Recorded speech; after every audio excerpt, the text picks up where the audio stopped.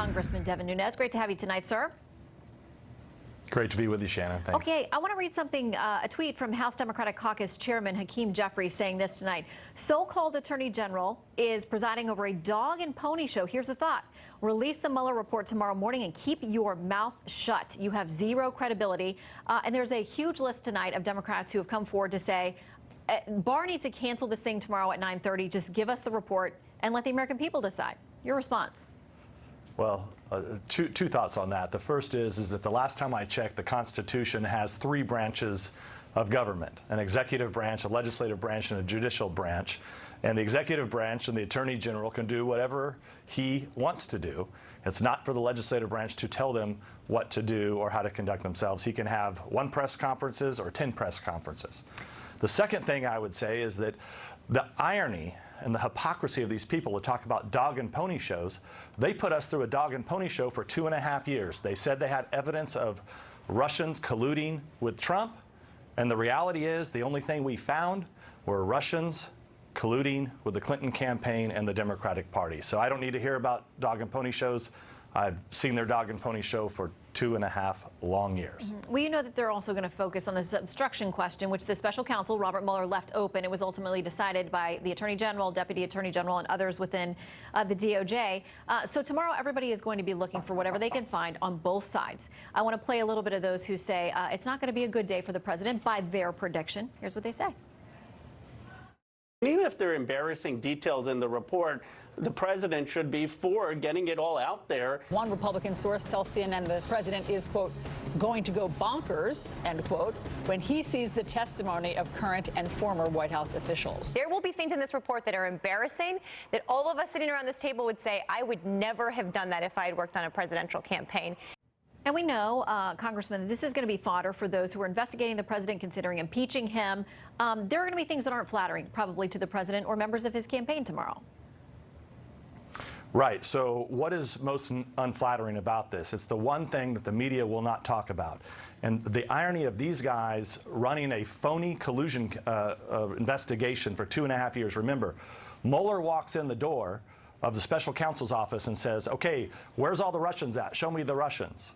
Well, there were no Russians. The file cabinet was empty the entire time. The only Russians they had were the Russians that Steele, who was working with the Democrats, those were the Russians. You know, the Fusion GPS Russians. Fusion GPS is the firm that the Clinton campaign hired to dirty up the Trump campaign.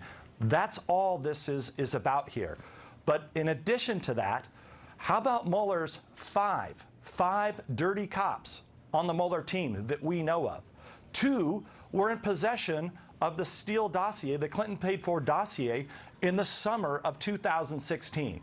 These people need to be investigated. This is why what I've said numerous times, and you put it right at the beginning of your show, I don't really care what's in the Mueller report. I care what built and went into the Mueller report. Because as far as I'm concerned, this is nothing but a Mueller dossier that should have never been taken up. Okay, so we know much of what people are going to be looking for tomorrow as well is to see if there is information about the origins of the report. You have talked about criminal referrals to the Justice Department. One Democratic aide to the House Intel Committee who talked to Politico said this about you preparing this information and wanting to talk to the Attorney General about it. It's clear they believe they now have an ally in the Attorney General to perpetuate their conspiracy theories of, quote, spying, and their determination to investigate the investigators no matter how misguided and damaging their efforts are to our national institutions. Can you tell us anything more about the criminal referrals? Will they involve names like Andrew McCabe, Peter Strzok, members of the media? Can you tell us anything more? Well, look, what I don't want to do is do like they would do, which is to leak all the names out. I think we have an adult who's the Attorney General. I'll take you back to how I originally answered your first question, which is the Attorney General can do whatever he wants, hold as many press conferences as he wants, and meet with whoever he wants to. We think it is appropriate to send him these 8 criminal referrals.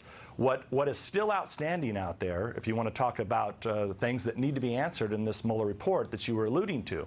One, we don't know if, there were accusations that General Flynn, the head of the DIA, was a Russian agent.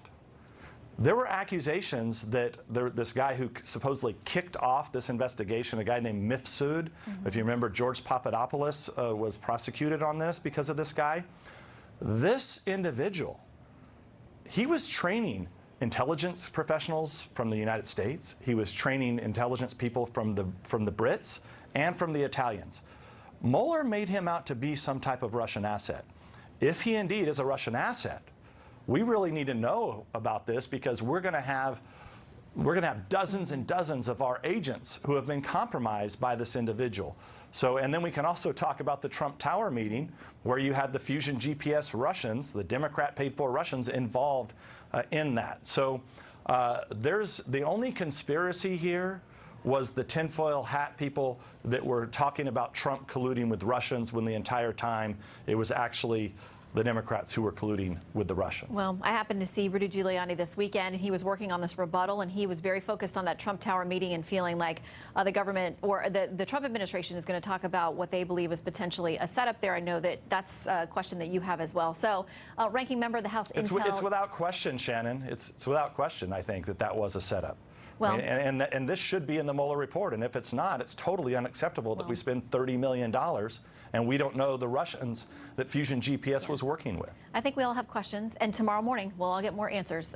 Congressman, thank you for being with us. Great to have you.